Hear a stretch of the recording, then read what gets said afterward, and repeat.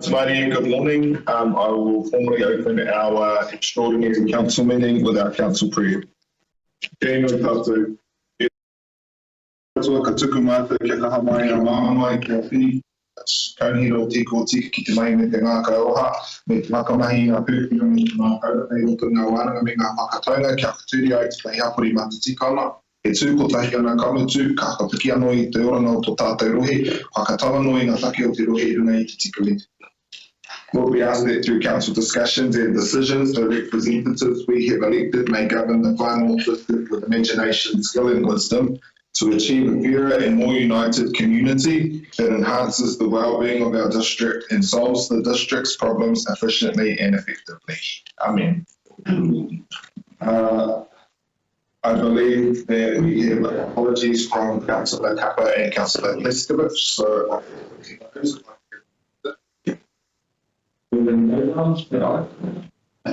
most infections, that's scary. We don't have any patients today, but I do have a few announcements. The first one, and I completely forgot about it until just now, is can we please have, if you haven't already, have someone check our sound systems?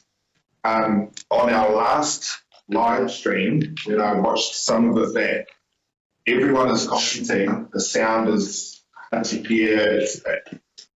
The upgrade of our chambers cost $160,000. I expect it to work flawlessly every single live stream. So if someone can respond to those, and I don't know if you need to go live as a practice run and someone stands in each corner and makes noise and multiple members or whatever it takes, but we're going to pay that much money, ratepayer money, to upgrade this chamber. It needs to be sorted.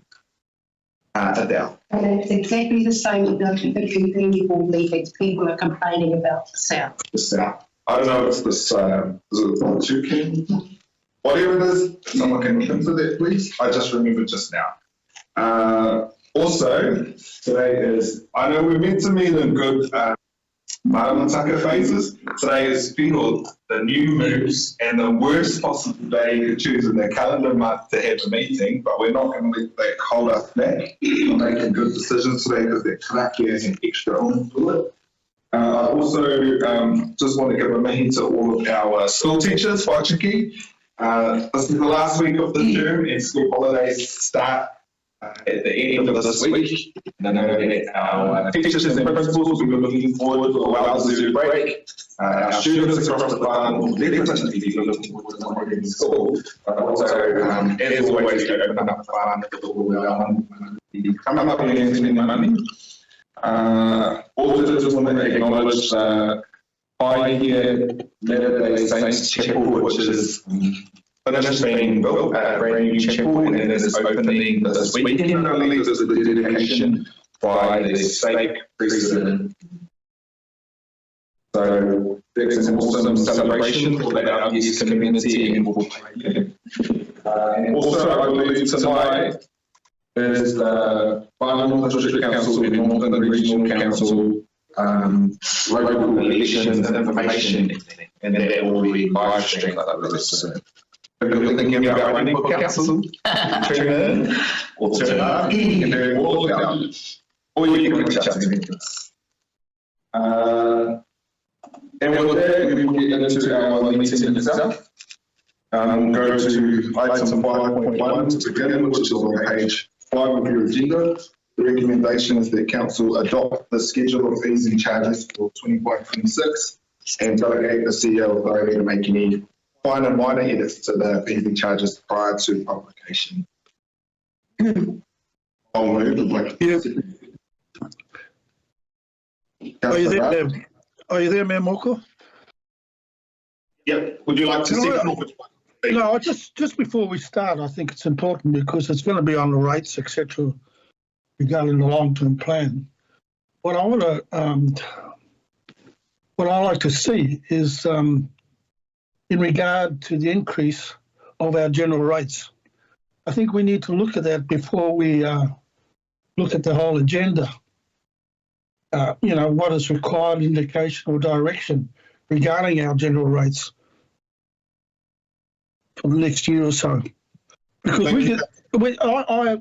been right through this agenda, and But if we get an indication of what our rate increase is going to be, if there's going to be one, then there wouldn't be too much bumming around. You know what I mean? What we'll do is I'm going to pass over for staff commentary before the next item, which is the adoption of the annual plan, which includes that increase. We can get some context and then offer members the opportunity to ask questions before we move it. Yeah. Okay. And I'll get Deputy Stratford to second the fees and charges. I just had a question, and that was around the multiple dog discount. I know that we have clarified that currently you have to pay registration for 5 dogs, and is it current that after your 5th dog, your consequent 6th, 7th, 8th, 9th, 10th dog is free to register? 6 dogs is free. No, what is happening right now, not what we are adopting. What is the current fee that we are charging people in the farm? Can anyone respond? I can have that answer shortly. I'll give you clarification as to why I'm inquiring. I remember in the workshopping of when we adopted the schedule for consultation, I was concerned that we are incentivising people who perhaps shouldn't have more than 5 dogs, that buy 5, get 100 free. We don't have a cap. So if you register 5, you can have 105 dogs if you like. We don't actually have any restrictions over the number of dogs. And so our fee structure is incentivising people to have multiple dogs. Rightly or wrongly so, I don't know. What I'm concerned about is that we have clarified that it will be the 6th, only the 6th dog, but then 7, 8, 9 is going to be charged for, but we didn't go out and consult with people on that. So there are people in the far north who for the past 5, 10 years have known that as the fee structure. It wasn't consulted on in that way, and now here today we are changing that, and it is going to have ramifications for it. So that's why I want clarification on how we do it currently before we make a decision today to change the way we're charging dog registrations. That is going to impact people who didn't have the opportunity to give voice or to understand what decision we'd make today. So I'm uncomfortable, even though I'm for charging no free dogs. If you have a dog, you want to look after a dog, you register your dog, you pay for your registration, and that cost comes to us to help us with that management.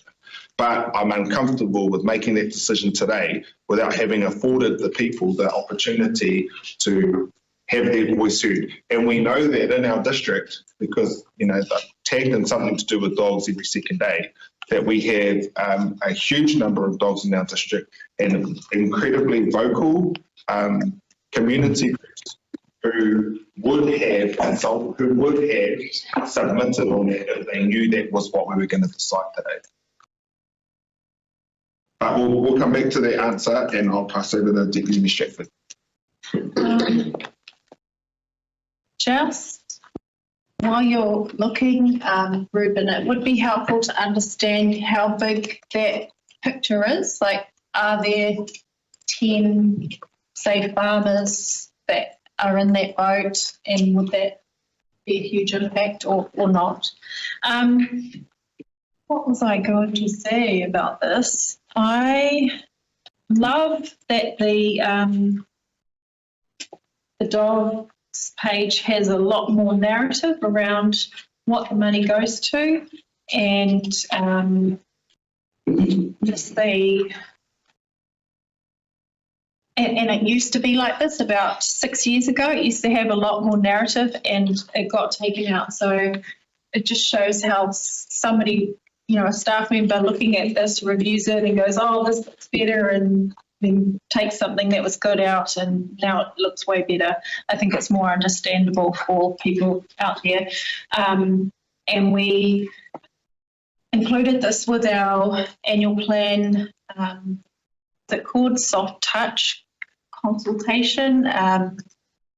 So people will have seen that the fees were going up for dog registration and impounding a little. The dog impounding, we didn't get any feedback on changing the second and subsequent impounding to 200 from what it used to be. The second used to be 118 and the third and subsequent used to be 162. And then they handling 16 per day.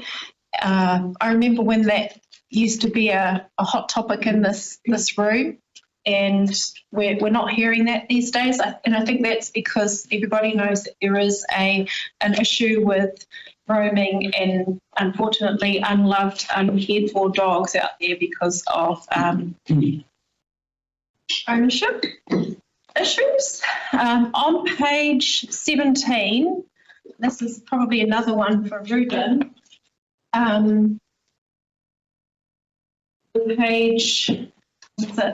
Page 7 of the fees and charges, under environmental health licenses, it has the 366 asterisks for the health license, and then at the bottom of that table it says, where applicable, planning and building will charge for additional processing time. I wondered if it's possible to have somewhere in writing for customers the parameters of, what does the 366 cover versus additional processing time, like if that could be defined somewhere, because I've seen with some other processes where people end up contacting us because they weren't expecting this extra invoice. I think that's all it is. Let's get to the bottom. Oh no, here we go. On page 26, and I'm sorry I didn't pick this up before we put it out for feedback to the public, but objections to council on a decision or condition of consent under section 357A, that isn't listed in the fees schedule previously, so it would be helpful to know whether why that's come about, and are we going to be, is it a new, it looks to me that it's a new charge, and how many people are going to be hit by this? Or is it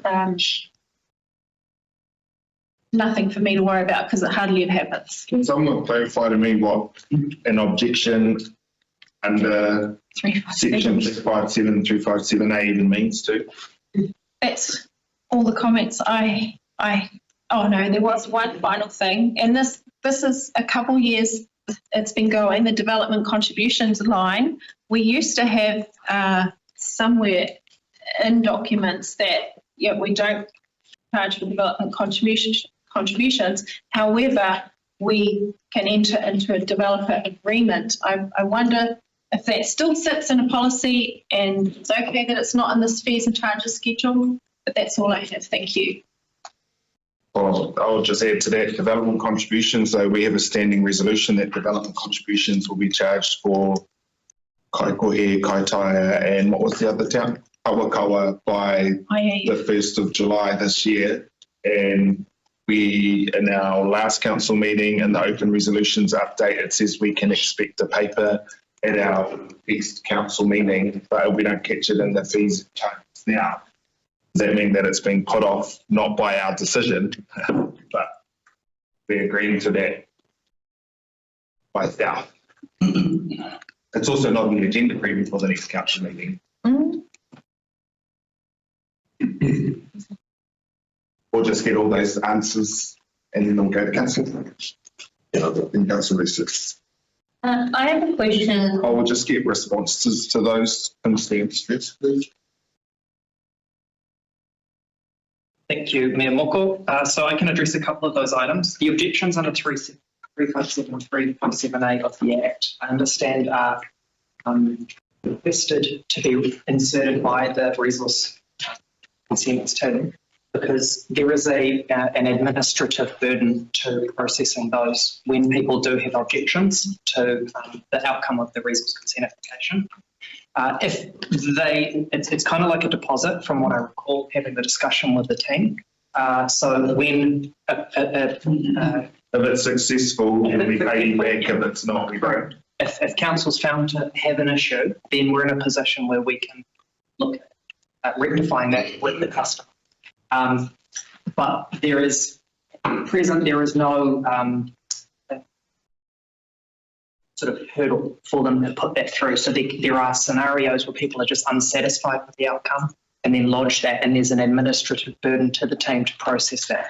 So it just means that if they are genuinely believe that there's an error being made by council, we process that, council can reevaluate it, and if we deem that that's appropriate, that can be rectified with the customer, and that fee will be evaluated as a part of that process.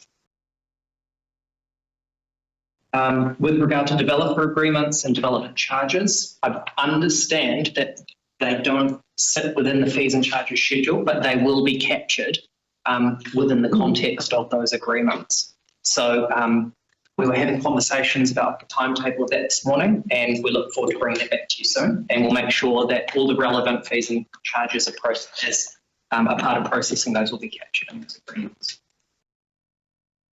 Councillor Foy, then Councillor Research.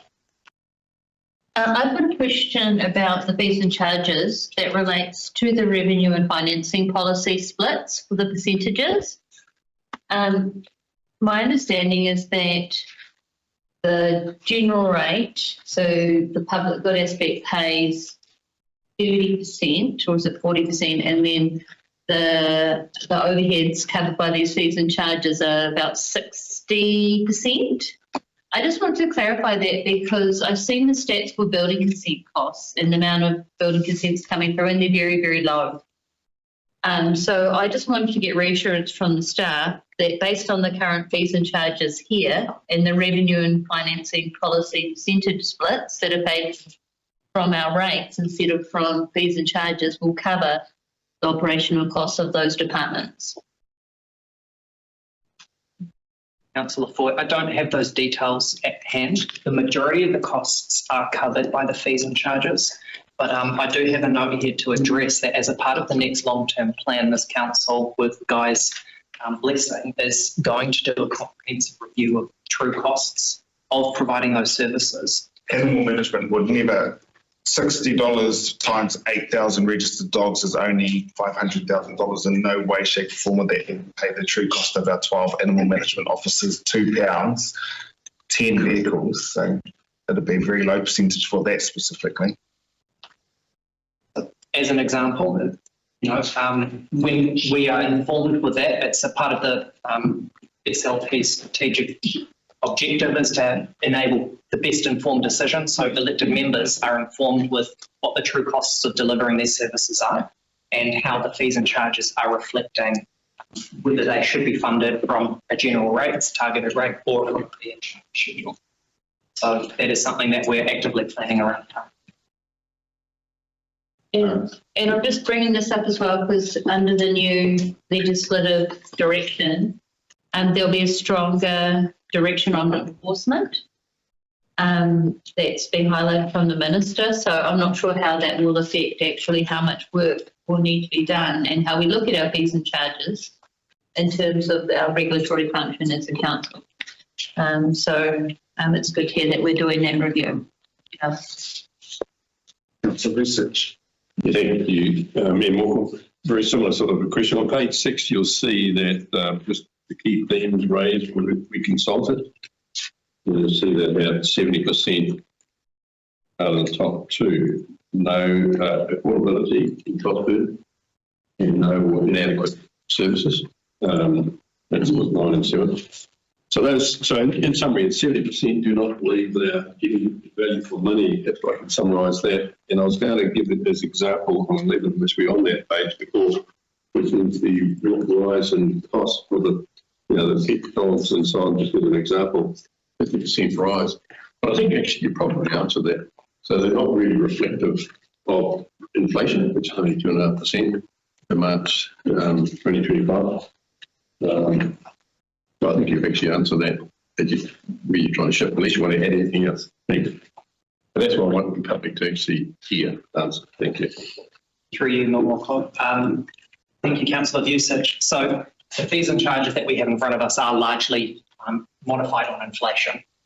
That's been the way I understand it's been prepared for some time, and it's appropriate that we re-benchmark those costs and identify areas where council operations can reduce costs, and we have that information to make decisions about if it's the current pricing structure remains appropriate. So that's in the program of works for the next long-term plan. Those are 50% rises. But I think local costs as well, well below fees don't cover the costs we're facing.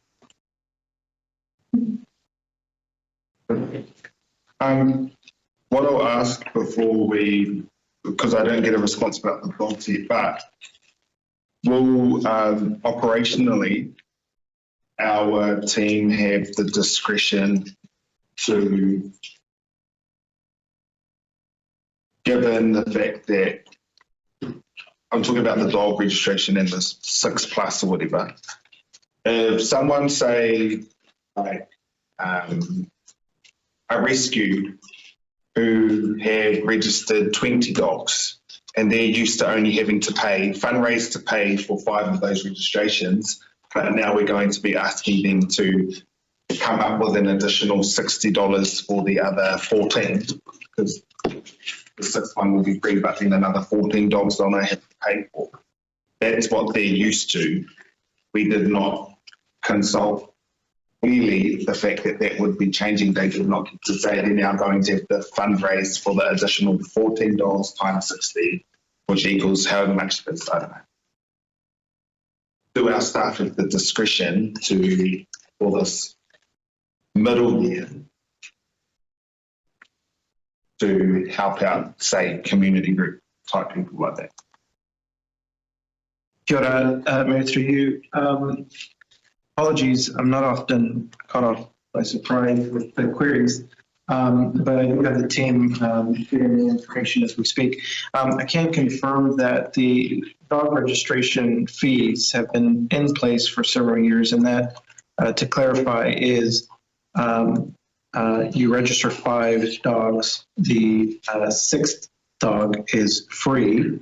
Above that, they end up being normal regular registration fees for 7+. So people are used to that then? Yeah, so it's been in place for several years. The other thing too, in regards to a large population of dog ownership, we're not aware of any large domestic dog ownership, but we do see large groups is around. Large domestic dog registered ownership. Correct. And so, yeah, so we are aware that that's been in place for several years, so it shouldn't come by any surprise in terms of that registration.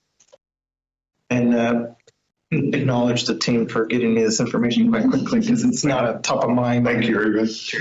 Appreciate it. I don't have a right of replying, so I'll move the recommendation. All those in favour say aye. Aye. Those opposed or abstentions? That's carried. We're going to go to item 5.2, page 32 now. And we actually move it up until we get into the debate. I will pass over to Charlie for context and then open up the floor for questions. Thank you, Mayor. I'll just plant myself up here if that's okay. Before we start, I just want to acknowledge that we should have a revised schedule. Some of a number of grammatical and wording updates were required to the paper which has been circulated. So I did email elected members and community board members in relation to that. So apologies for the oversight. That has now been corrected, and there are no issues in the numbers in the document. It is purely carried over from the prior year. In relation to that, then, the paper in front of you is on the adoption of the 25-26 annual plan. In context, this is in line, slightly lower with the 11.3% that was consulted on as a part of the long-term plan. We recognise that it is a larger increase, than in the prior year, where council had the record low in New Zealand 4.5% rates increase. But just to re-illustrate in the strategic context of council, over that 3-year long-term plan, FNDC consulted on an average of 8.1% over that period, which is, while this is sort of like the hump in the middle, it is still lower than our neighbouring councils' averages that they consulted on in the long-term plan. And we've checked what they've struck as well, and they're sort of moderately lower, but still not in the same area as we've done here. So what that does is it speaks to the focus that the chief exec's required on this budget. It's focused on the cost-saving initiatives that we've gone through line by line in terms of pulling this together and removing any excess or anything which we could possibly reduce budgets to reduce the burden on ratepayers. To recap, we've had a number of workshops starting from late 2024 in October, November. In December, we got a steer from elected members to proceed on the 11.3%. In February, council staff also did a deep dive. We presented a new reporting structure to elected members with, as I understand, the most transparency you've ever seen, down to line-by-line levels of all of the budgets within that. We hope to make sure that elected members are as well informed of what's going into these budgets as possible, and there is no stone unturned in terms of what's going into those. At the March council meeting, elected members approved to proceed to the informed consultation based on that 11.3% number. And we have had subsequent workshop providing feedback from the community in relation to that. And in May, our final workshop, we also discussed implications of if elected members at this point in the process wish to proceed on an alternative course of action. So the 11.3%, which is now in front of you, is 10.95 after some minor modifications and updates and wash-ups, is largely driven by a couple of things which council staff describe as non-controllable measures. We touched on that earlier in one of our workshops where we looked at about 2.4% of that rates increases in relation to inflation. Interest expenses increased by about 1.7%, which reflects the increased debt load that the council is currently facing for delivery on the capital program and the increased interest rate environment. And then about 2.9% of that is also reflecting the increased asset base from council. So council has approximately $2.7 billion worth of assets, which as we complete new capital works increases, and as we revalue assets, those increase. That is accompanied by a revision to fully funding depreciation, reflective of the decision around the COVID time to reduce depreciation funding on certain assets to reduce that rates burden for our district. As that increases, we now get sort of like a higher revision on depreciation costs.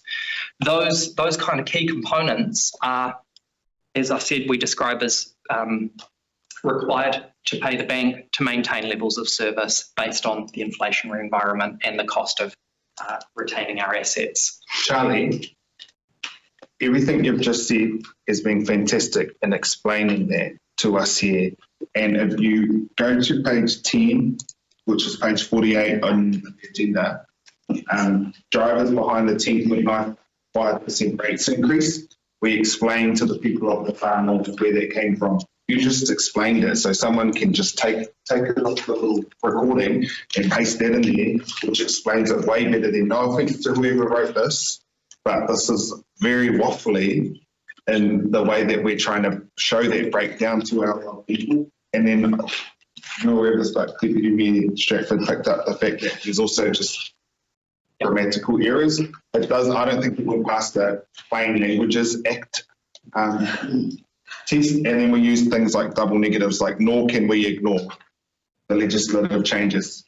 We can say we also have to consider the legislative changes and that sort of thing. So if you could capture that and put it into this section here, what you've just said is a way better explanation than what we've actually got in our book. Actual speech. Bro speak. Thank you. From Councillor Haukiat-Harawira.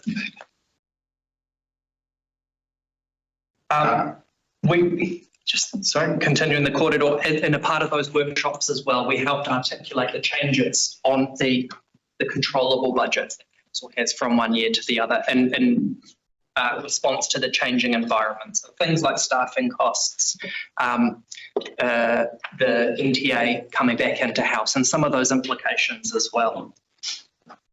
In March through April, we went into the light touch consultation process, so the inform-only process. We discussed feedback from the community in regard to that. Key themes that really came through were focus on core services, council spending priorities, providing value for money, and ensuring that council really looks to maintain fiscally prudent measures to reduce that burden on the district. We appreciate that New Zealand has gone through a period of rapid inflation, and to really reduce the compounding impact of that through rates increases. We discussed the implications as well of potentially an alternative measure. Ultimately, it is elected members' decisions on whether we adopt this today.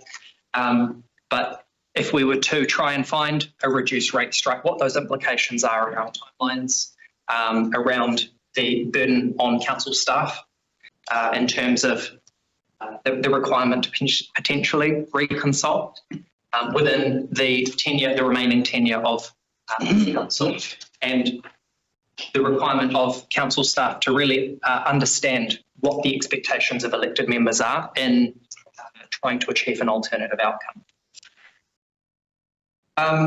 So without further ado, I'd like to open the floor for discussions and assist in providing any responses to further queries that elected members have.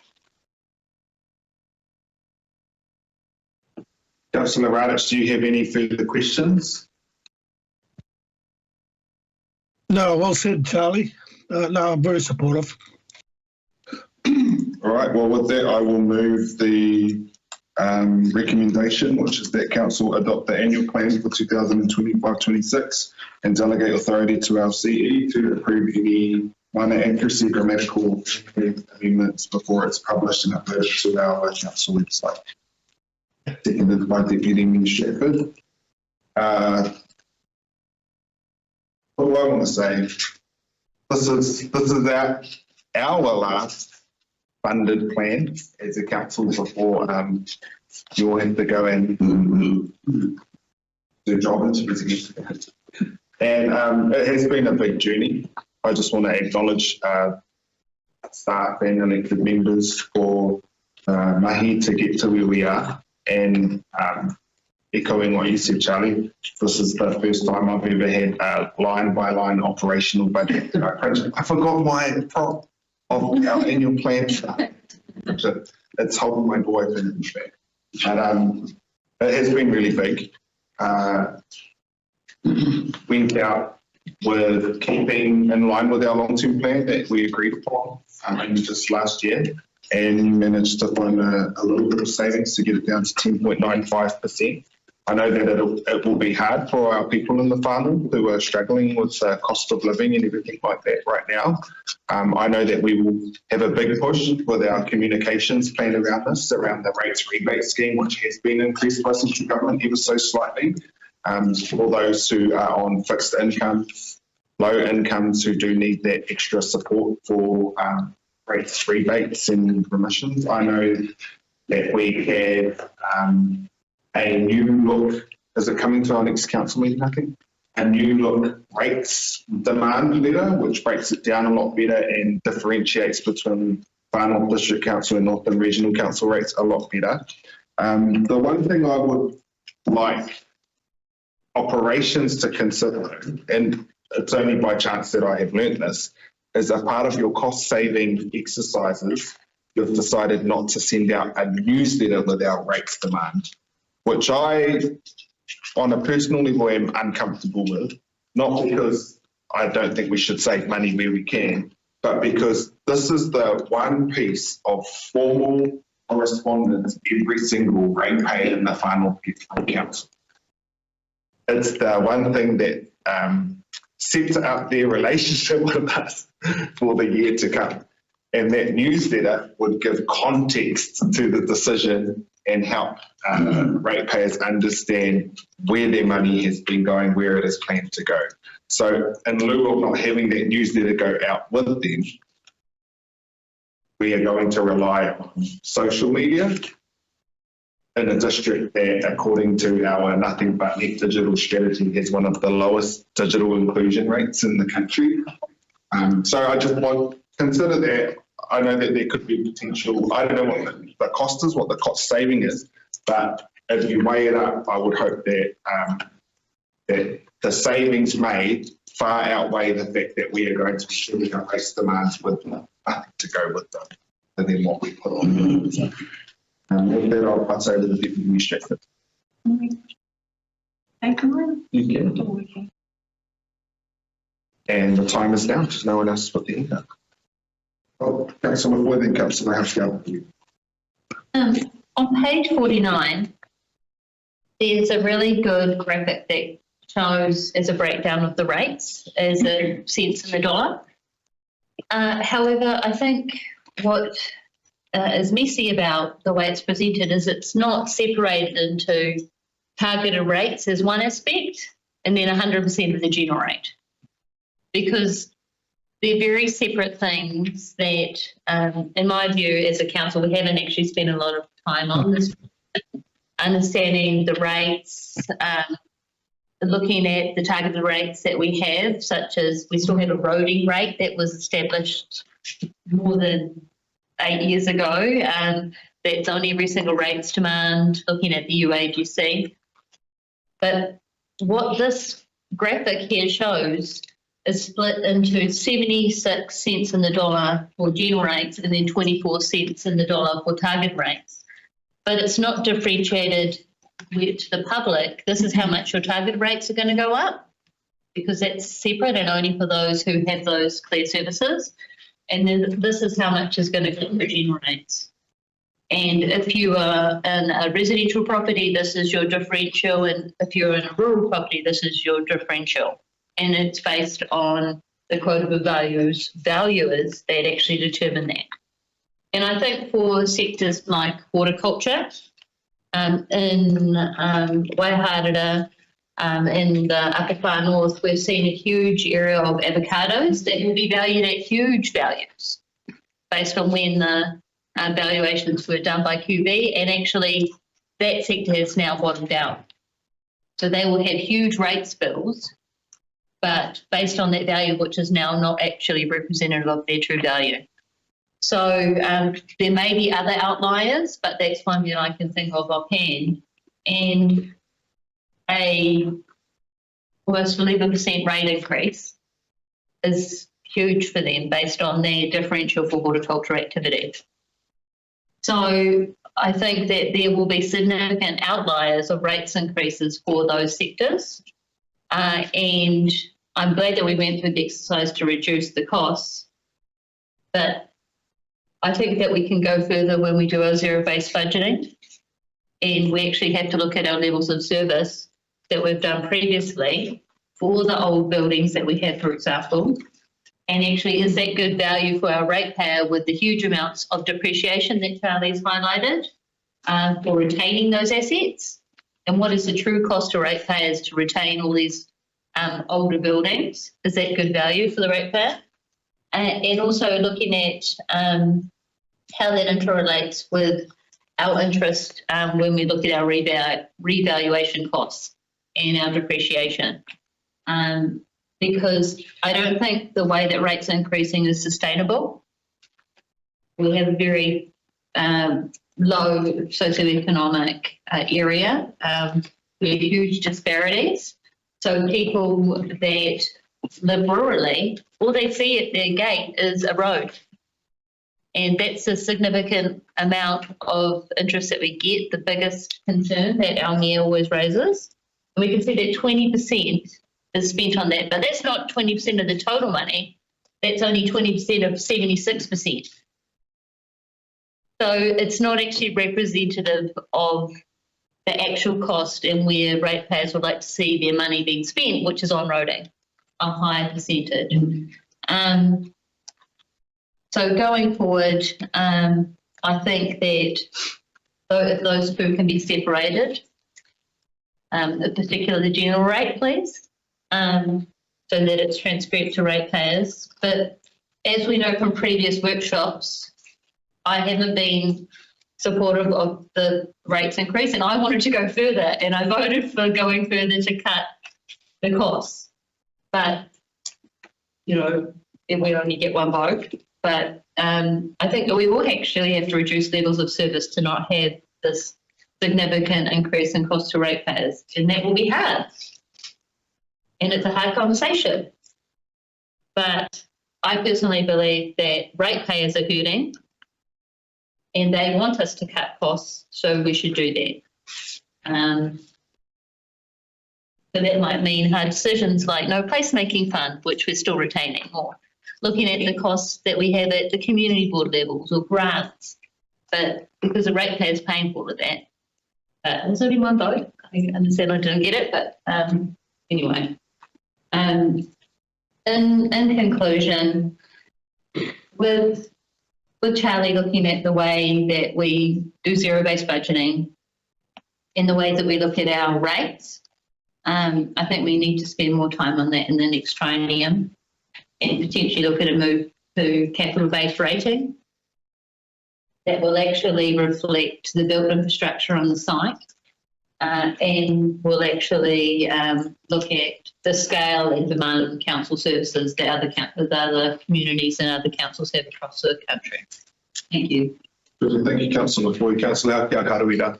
Ai muri na tātou, aroha mai ki ai au tai atu ki te hui, te kaupapa o tēnei pūtea.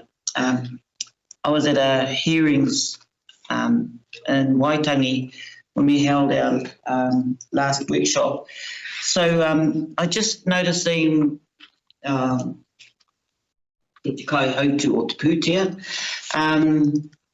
Kaitaia Airport, I can't find Kaitaia Airport because in the 2024 plan we had Kaitaia Airport fencing, runway and upgrades, which came to nearly $2 million. Doesn't seem to be in the annual plan this year, unless somebody can give me the page. And the other one was, I was reading the Environment Court something rather, recommendation, and it was something to do with it. I'm happy to see that there's provision for land disposal and the other areas of Hokianga are being put aside for Māpiri and Auckland. But from my recall, I think that there was a commitment to have a land disposal site at Taipa. I too don't want to see a huge rate increase. I just know that that was a commitment that was made by the court to the council. So you may want to direct me to the page or whether that goes under, because Pink Farnworth Holdings asked that at the meeting yesterday. There's a pūtea that's been given for the specific things at the Kaitaia Airport. But the things that are, like I mentioned, the fencing and some of the other upgrades, and here it says the runway, but the Crown grant was for 5 or so specific things. So just asking if you could direct me to that, or was it being covered in another area, or what? Through you, Mayor Hawkell. Thank you for the query. It's a very important one to maintain the available funding, particularly with the funding agreement we have in place. Sorry. It's important that we maintain for Kaitaia Airport with the funding agreement that we have in place. I believe that it's not presented on the annual plan that you have in front of you because it will be brought through as a carry forward that the council will need to approve. That's all I want to know. It's a carry forward. Everybody heard that? It's just not inside that. Okay. Okay. Can you just found something on page 47 of the agenda or page 10 of the annual plan? Just And the other part was about Piper. I'm not sure when that comes up, whether it's next year or whether it should be in here, but just drawing it out, just a reminder really to, our infrastructure team about that commitment that was made by the Environment.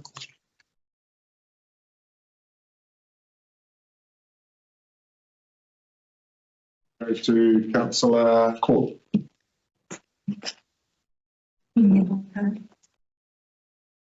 My concern with the annual plan is what the customer can't see. The customer can't see in relation to your last comment, Councillor Hapio Harawira, is that as part of the work we're doing on local vendors done well, meet the Department of Internal Affairs fiscal cap and achieve compliance with the water service delivery plan, we have had to remove this charge to land. So I'm not sure what the implications of that are if we have a commitment made by the Environment Court to this council. That is not transparent for me. And currently I am concerned about the level of spending that is not obvious because it's captured in corporate allocations or overheads. For example, last week in committee, I spoke about my concern about staff attrition. Staff attrition is currently sitting at 248 persons, comprising 219 voluntary resignations and 29 staff who have been laid off. And the total cost associated with that, excluding legal fees, is $700,000. The cost of the Blair King departure, which has now been fully released by the Ombudsman, amounts to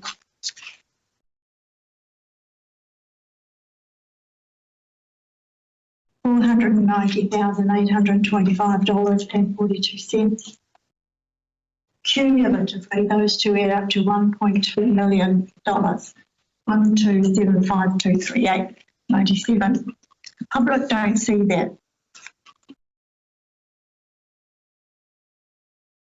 Public don't see other cumulative impacts of spend that we've had.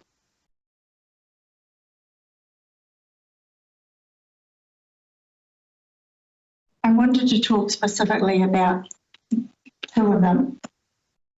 One was FOSIL, and you'll recall in October last year, we debated that, and we were told, quote, we've got currently an Ombudsman investigation on the way this council has not dealt with the opportunity of FOSIL.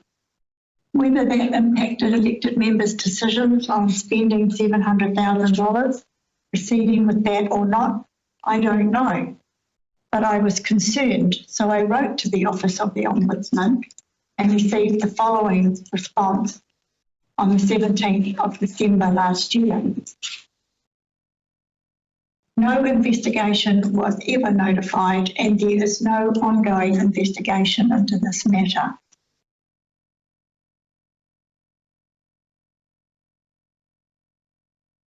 Through notices of motion to the council, we've made decisions on a number of things, and through agenda papers asking for unbudgeted expenditure, we've made decisions on matters such as Rawene land purchase, additional staff in Tohono, Sweetwater inquiry, Tahuku Sports Hub, Dunbar Park, Rangitoto Reserve, Ahipara, and the speed management plan, when we received a direction from the Minister to press pause, and we elected to go ahead, only to have to reverse a number of those speed limits, came in at $500,000. So my concern is the cumulative impact of money spent that is driving a 10.95% rate rise that is not apparent to anyone who picks up this agenda and reads it. I'm very concerned about where we're going with roading. I'm very concerned about where we're going to go with local water. So I am signalling that I believe significant amount of work needs to be done in changing the narrative with the ratepayer to ensure moving forward that they are fully appraised of what the cost drivers are that underpin this rate rise, and that's 5 minutes on the dot. Thank you. All right. Sorry. Thanks. Cool. I just want to acknowledge staff for our 5 workshops that we had on the annual plan. Thank you very much. And the memo detailing the changes. But also in the LTP last year, we had a number of, quite substantial errors. So we need to get that process right because that's a lot of edits. But I wanted us to come back to, and thanks Charlie for going over the reasons that there's an increase. It's not all doom and gloom. We have, in the last 18 months, invested in the Te Huku Sports Hub, Papahawaiki, Limbart, the Landing Road Bridge in Kirikiri, Hihi Bridge. We provided free public Wi-Fi through a nothing but net strategy. We've done a revamp of wharf facilities and contributed to a po at Unahi Wharf. There was the upgrade at Kororareka Russell, the car park there. Invested substantially in Te Pua Waitanga Kirikiri, and the Kororareka Cemetery extension as well. Upgrades to Opua Paihia Walkway from Te Homi. Ongoing proposed district plan, hopefully being completed early next year. And we just adopted the Te Pā Tukurea spatial plan and are working on a district-wide spatial plan. We completed it's almost completed the Taipa placemaking project. And Kororareka is they've just approved the permanent placemaking. Yes, they announced it on Russell Notice Board, but it's going to come to this table. Their community trialled their new road layout. Kaikoui placemaking project is coming. The housing strategy and solid waste strategy is coming.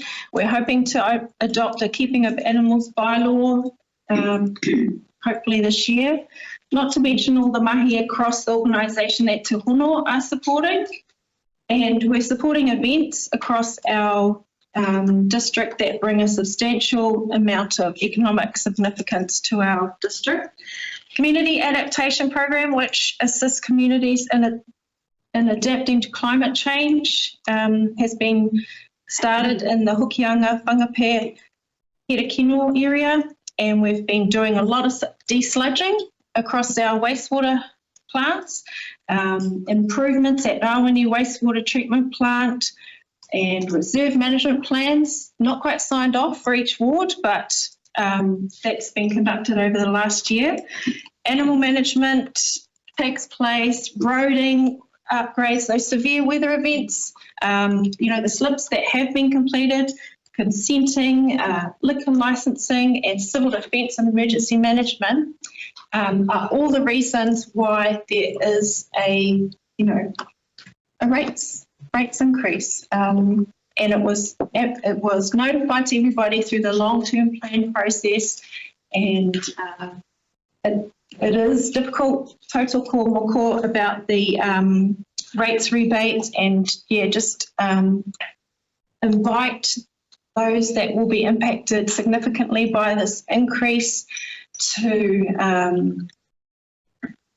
just pick up the phone. If you're struggling to make a payment, make sure that you make a payment arrangement. And There isn't much I can say about what my colleague has just spoken about because there's a lot of confidentiality around it. But if I could, I would say more. Kia ora. Councillor McNally. Thank you. Just in reference to page 49, which is Councillor Foy's already spoken about. What's your $8 contribute to? If you look at, I'm a back to the basics sort of fella. If you look at transport, refuse, wastewater, water and stormwater drainage, that accounts for 56% of the spend. That is a targeted rate. If you go across to page 50 and look at our revenue, our rates account for 120 million of the 200. The source and the percentage shows up in the table at the bottom of page 50. Subsidies 39, general rates 29%, targeted rates 12%, water rates 7%. Then you've got fees and charges, water meter by charge, stormwater rate. If we want to just focus on the basics, I just think those numbers need to alter, and I mentioned it during the LTP process. At 56% on, we are an infrastructure business at the end of the day, that's not sufficient. That included recreation facilities, sorry. If you look at the other stuff, you've got community services, customer services, corporate, sustainable environment, civil defence, future planning and compliance. And that's the other 44%. It's a lot of money. That's what it contributes to. If you turn to, where am I going? Turn to the whole council funding impact statement, page 55. 74 million comes in from general rates and uniform annual charges, 41% there. Targeted rates are just short of 50 million. I have a question relating to what is the local authority fuel tax, fines, infringement fees and other receipts? It's $2.5 million there. It's not a lot of money in $170 million, but I don't see how we collect local authority fuel tax. Is that a refund on petrol used for the mowers or something? Thank you, Councillor McNally. I think it's just a grouping which includes a number of items that could be clarified. Yeah, it's not something I'll be dwelling on. There's another page. Councillor Court brought up the things we can't see. If you look at district facilities, page 33 of the document, 71 of our there's finance costs there are 15%, internal charges and overheads applied are 12.6, about 5.5 million roughly. The targeted rates component there is 15.3 million or 63%. The general and uniform charges are 7 million, just over 30%. Do the finance costs, internal charges and those sorts of things, depreciation, come out of the general rates for each of the district facilities components, or are they targeted specific to? And the reason I'm asking is you've got Te Huku Sports, you've got the Kaikoui, you've got Bay of Islands, we've got swimming pools, we've got a lot of parks and reserves that we mow and so on. Does the interest in the depreciation come out of the target rate or is it the award rate? And I know we've seen it in other areas. The Tipa Waitangi, for instance, that's 850,000 from memory. About 500 of that is interest and 300 odd is depreciation. And the numbers of what was in the workshop in about December last year. So this. Would you like to have a crack at that one? And I'll find my next question. Thank you, Councillor McNally. The costs associated directly with OPEX are attributed to the award rate for district facilities. I'm looking at my colleague Angie just with regard to the application of interest and depreciation. There's only some items that go to award rate and the others go to general. And then if we go to stormwater and drainage, Councillor Foy's favourite topic. Last year we spent 8.9 million to improve levels of service. Well, that was in the LTP, sorry.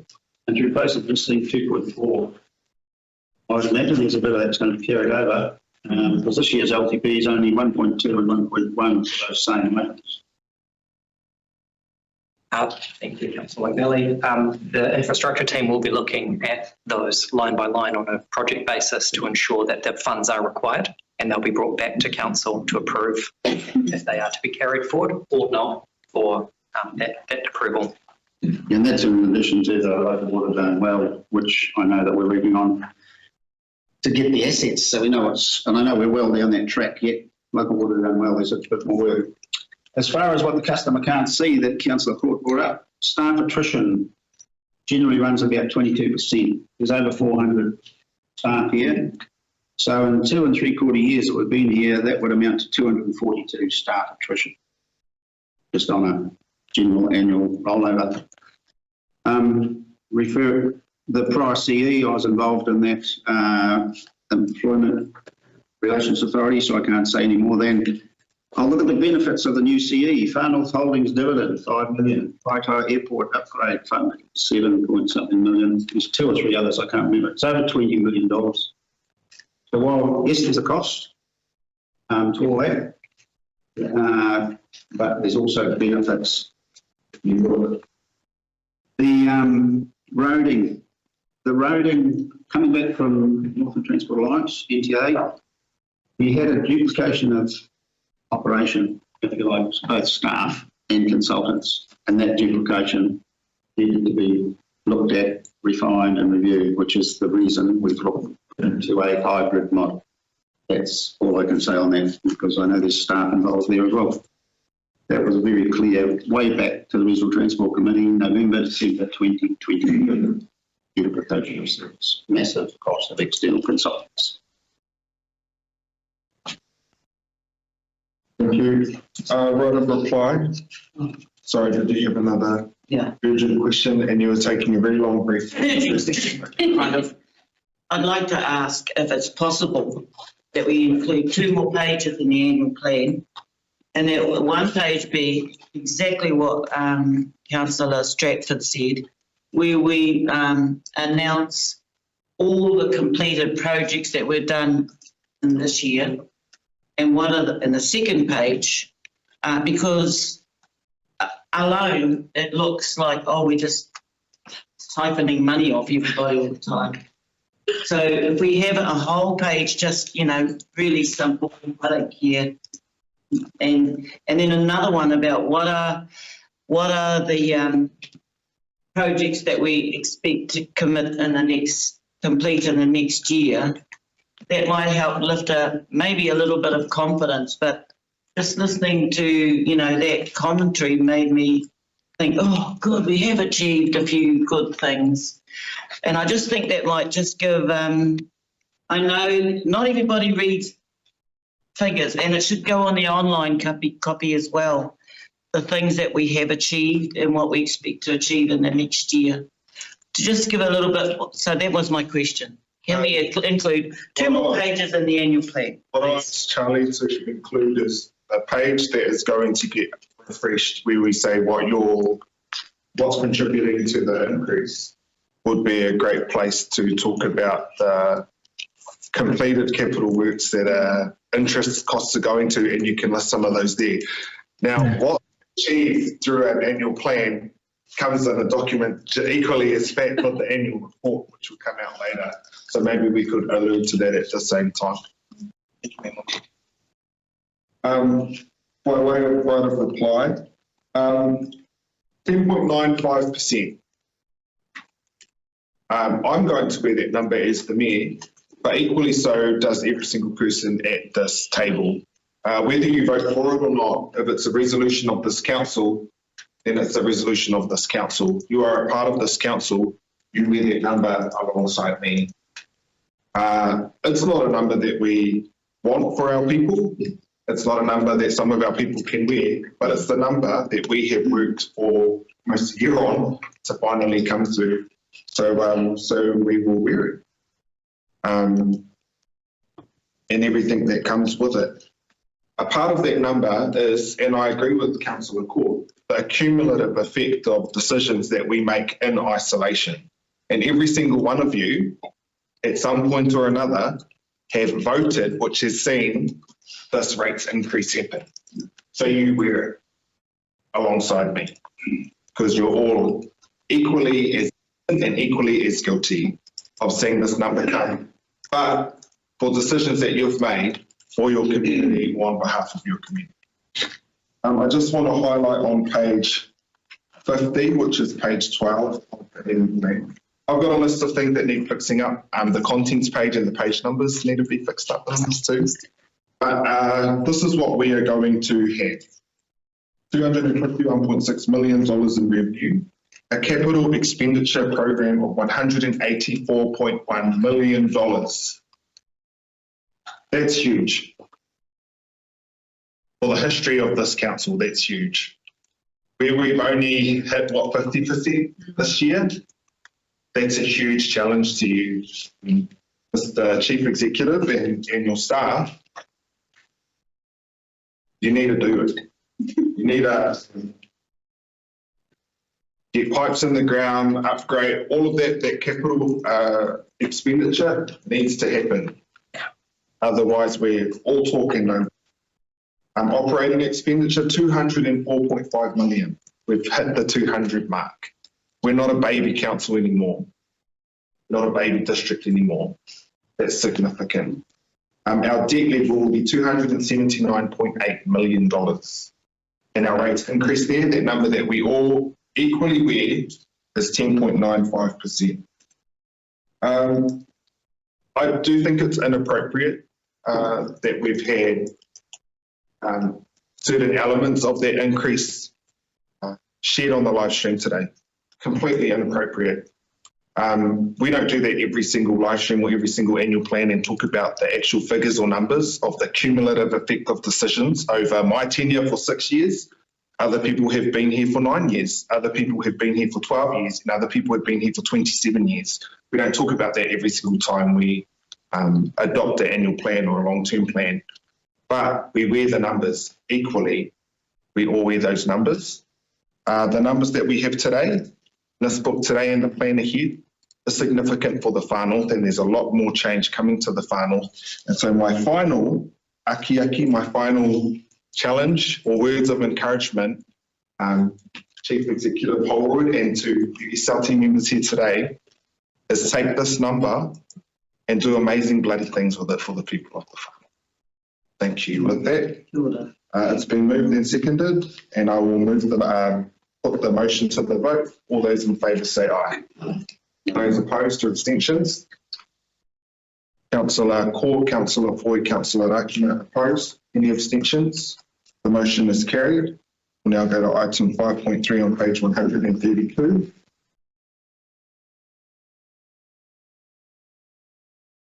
The setting of rates due date competitive for 25-26.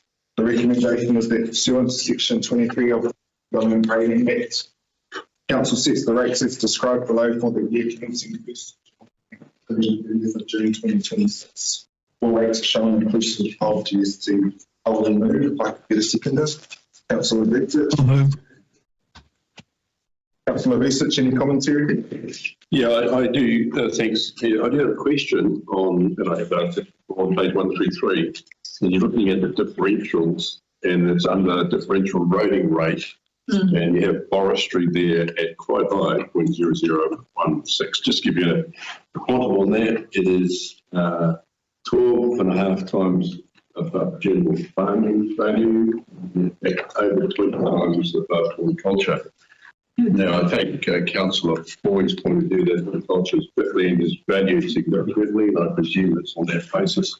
All of these things, they require trucks, but what may not be aware of is that forestry has truck movements when you're harvesting nothing for 20 to 30 years through the cycle. And when you compare it with dairy, it's about equivalent. When you compare it with the residential, and this is based on contract residential development, in the urban environment, their truck movements in residential is equivalent to 2 cycles of forestry. And I've actually seen that firsthand. In fact, the road that was damaged, my brother's place in Kirikiri there, which he sold, and a section was raised. Now that's an extreme example. That's probably more than anything else in existence, except maybe for mining. So why I say this is, should we look at this? I'm going to support this. I think we should be looking at this and just saying, does it actually stack up with reality? And that's one comment. And there's also other contributions. The other concern I have, and I'm looking at Charlie when I say this one, and he knows what I'm going to say, I guess. If you look at page 135, you'll see that the for Cocoa series, the capital rate, which I presume is a depreciation, is 1,079. Mean income for Cocoa is below 20,000. That alone, just the capital rate, is over 5% of the mean income. They are fully paid up before Final District Council took over the scheme. There's nothing owing on it. It's been depreciated, and you have a depreciation reserve for 650,000 when Janice gave it to me. It's probably 700,000 at the moment. There's certain things we shouldn't be doing. We shouldn't be waiting for replacement. We shouldn't be actually creating reserves. And that reserve, in fact, should go back to those spread over the remaining life. This is probably at the end of life. I would actually like to see that be set to zero, to be honest. But Charlie, we have a promise to look at the way we, and I know Councillor Moore's raised this as well, the way we do depreciation. And the other concern I have is the local water's done well. Those reserves will be lost going somewhere else, which we can have to find the money for. So can you give assurance that we will look at that and we'll look at that fairly quickly? Because I know there's a level coming up. But I'm tempted to move that be zero rated. There's reserves there, won't cost rate pays anything. Thank you, Councillor Vucic. You've raised some really good points there, and there are things that we're actively looking at with the Local Waters Done Well program. So going back to the 24-27 long-term plan, the way we rate for water services in the Far North was tabled. We went to consultation and elected members voted on that. We retained the way that we are currently doing that, which has implications on smaller schemes like Nkoko that you've mentioned. As a part of the program of work that we're working through for Local Waters Done Well, we've got a district-wide financial model which is being discussed with our peers in Whangarei and Kaipara, and we are significantly upgrading the information that we have on all of our waters infrastructure to support that work. Now that's really important for this council because if you you will be required to make a decision on whether we start progress with a regional CCO or whether we retain water services within this council. As a part of that work, we're not looking at the overall picture, but we are going through the process of a scheme by scheme basis to understand what are the individual cost drivers and costs to ratepayers. Looking at affordability, which is a requirement under Local Water Done Well. So we can see which schemes are run on a cost efficient basis and which ones we need to begin exploring alternative approaches with. I believe a part of the discussion will also then come back to how does council or the CCO raise the revenue required to support those services. So very relevant points. They are being investigated currently. We have a strict deadline of getting that water services delivery plan to council in August and to the DIA in September. And these are all very pertinent details that need to be fleshed out and considered by elected members.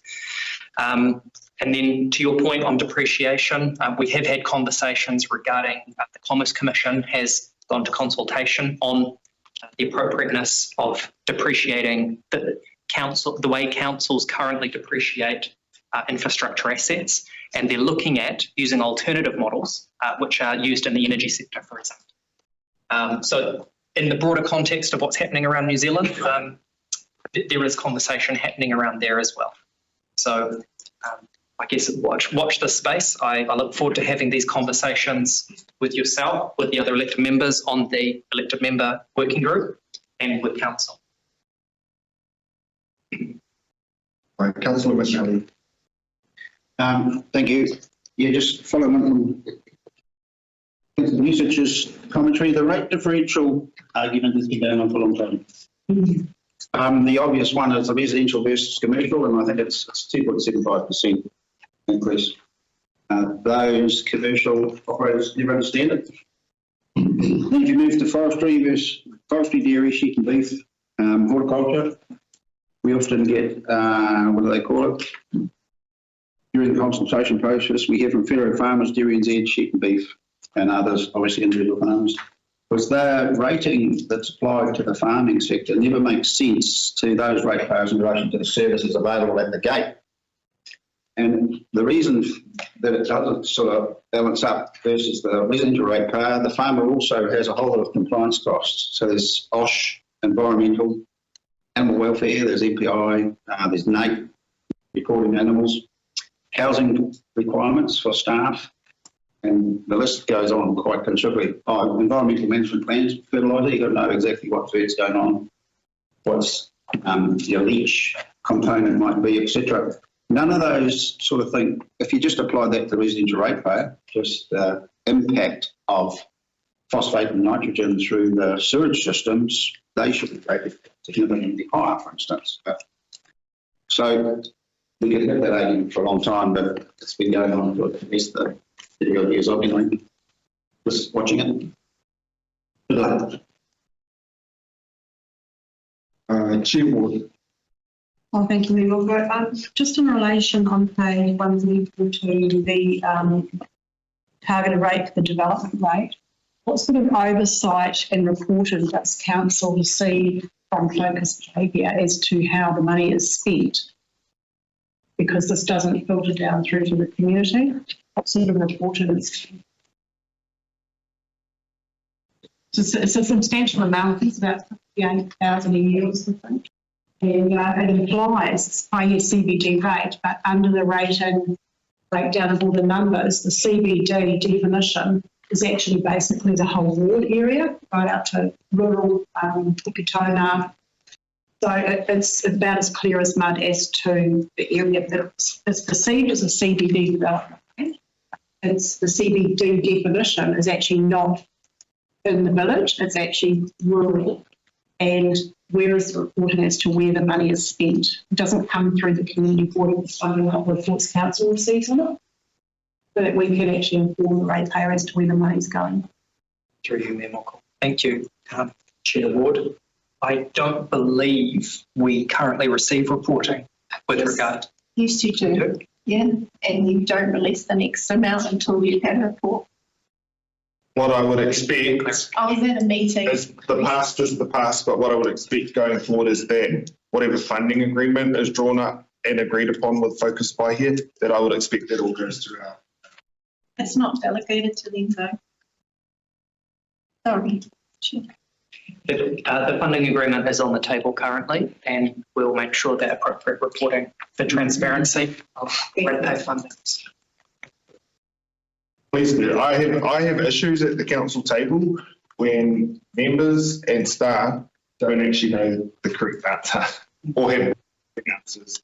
And all I care about is making sure that we get on. Make sure that. We'll go to Councillor Ford. Before just a point of clarification, I can see they're rating stuff online. For the drainage rates, Motutangi drainage area looks to be collecting rates this year, but my understanding is they had a significant amount of reserves, so they weren't going to collect additional rates because of the reserves. So what's written here in this table shows to be different to my understanding. Can there be clarity around that? Because Chair Gunn also has raised that as a concern. Sorry, page 138, Motutangi drainage area. Because it's a targeted rate, you can only spend what you collect. And so you can't spend more than unless you've collected that in this year's rates. So I just wanted to clarify that. I can see Sakita's online. Thank you. I'll defer to Angie. So what I'm aware about, this was discussed between myself and one of the other members, and this was what was agreed.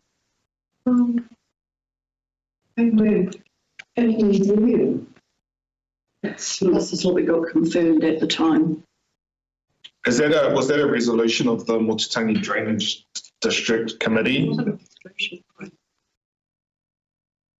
Someone just clarify that, because we were under the understanding that it was no share because of all the reserves that they have.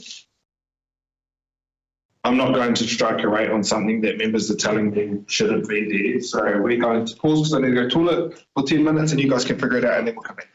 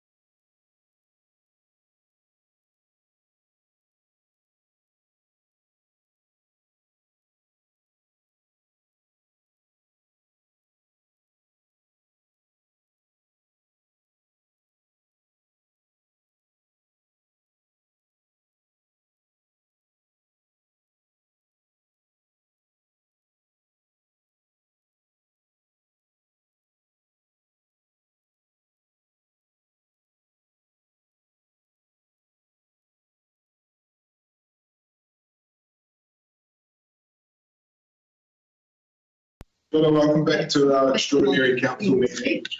We had an adjournment so that we could get clarification around area rating, and I will pass over to Charlie to give clarity. Thank you, Mayor Moko. We've had a conversation, Chair Ward, just to confirm. So there was a small amount of reserves in relation to Chair Gardner. It's Chair Gardner. Yeah. We know you mean. In relation to this scheme, there was a small amount of reserves previously that has been utilised, and therefore the rate is increasing to reflect the additional funding requirement for that. Understand, thank you. I just had this here.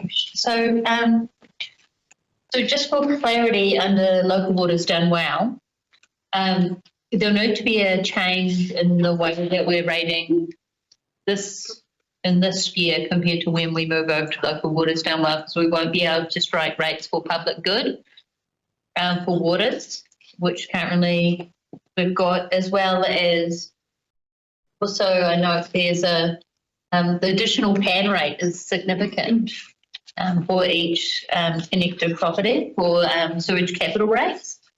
And if we looked at Hihi, for example, that's an extra $781 if someone's got an additional toilet, more than 2 toilets.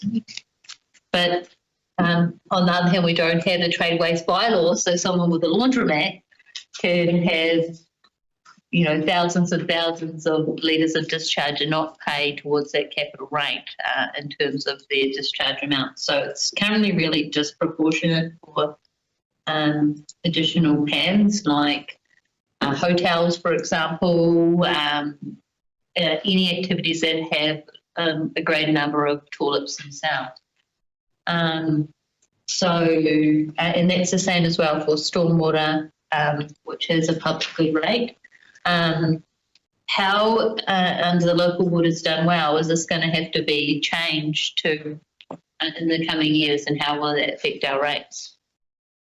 Through you, Mayor Moko. Thank you, Councillor Foy. So with local waters done well, currently the proposal is either council retains all 3 water services or 2 water services are transferred into the regional entity. Under both scenarios, all funds required for the operational and capital funding requirements for those services requires ring fencing.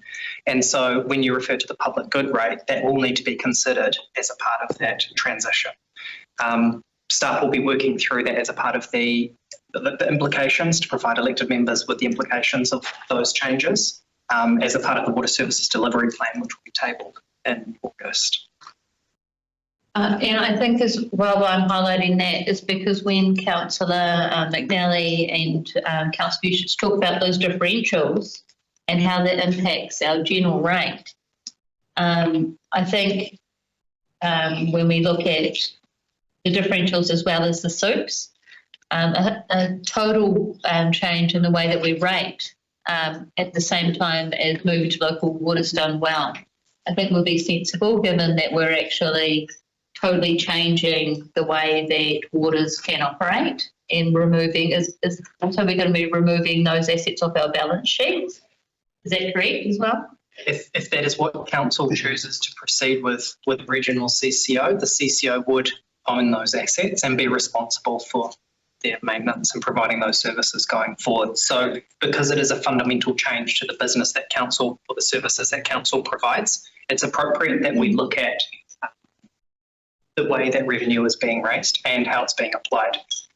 That would tie into the next long-term plan, because those kind of changes would also necessitate, we have done consultation for local waters done well, but if council is retaining services for stormwater, for example, all 3 waters, and the investigation, the work that's going into understanding all of the asset management plans, the investment requirements, etc., are going on regardless, and they present new information that council needs to be informed of to make decisions on behalf of the district, that needs to be presented as a part of that. Thank you. Thanks. I just, further to what Councillor Visich raised about Kohukohu wastewater treatment plant. I wanted to check what, apart from the bilge pump, we've done in the last year to constitute such an increase at that plant. I know there's been desludging, but that is meant to be rated operationally across the everyone that's connected. I believe we've had a conversation. I'm looking at my colleague Angie to correct me if I'm not reading it correctly, but there are certain costs in the long-term plan, in the annual plan, capital costs associated with resource consents, which are necessitating the change in this. But still going to review whether the depreciation is correct, because there was some funding in reserves for a long time. Or are you confident that that's what the rate is going to be? When the projects come through, the appropriate scrutiny will be applied to application of the existing reserves and future funding requirements. Thank you. Just by way of Article 5, the next council is going to have a lot of mahi to do, but Charlie, you're still going to be here. So if I could further encourage, thank you, Kawati, Aki, I think I use challenge, but encourage sounds better. If I could further encourage that the kōrero discussion shared today from elected members, actually over the past 3 years, is captured that the next long-term plan process is, and we will be going back to a 10-year, I acknowledge that this long-term plan was Cyclone Gabrielle recovery.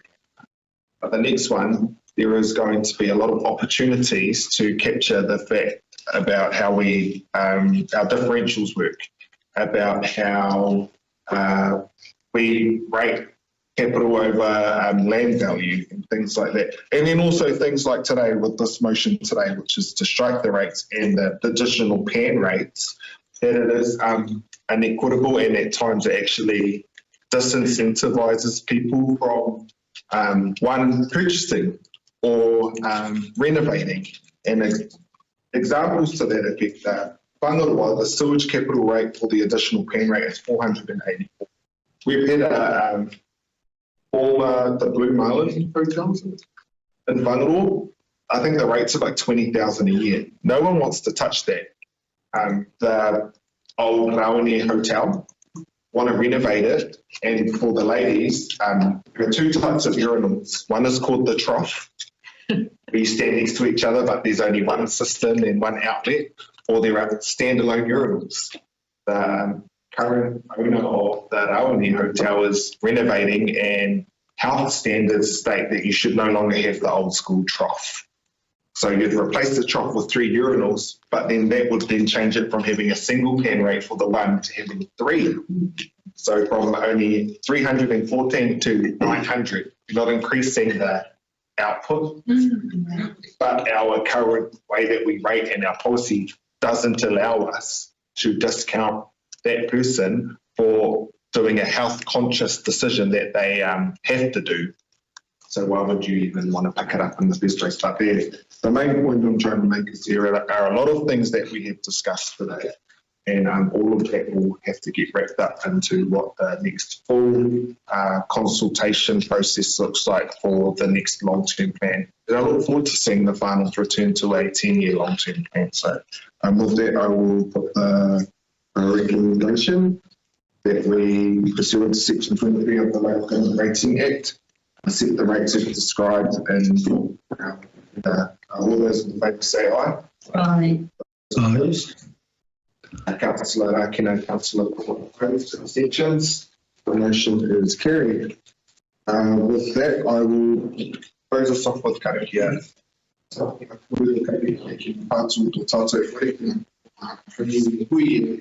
Yes.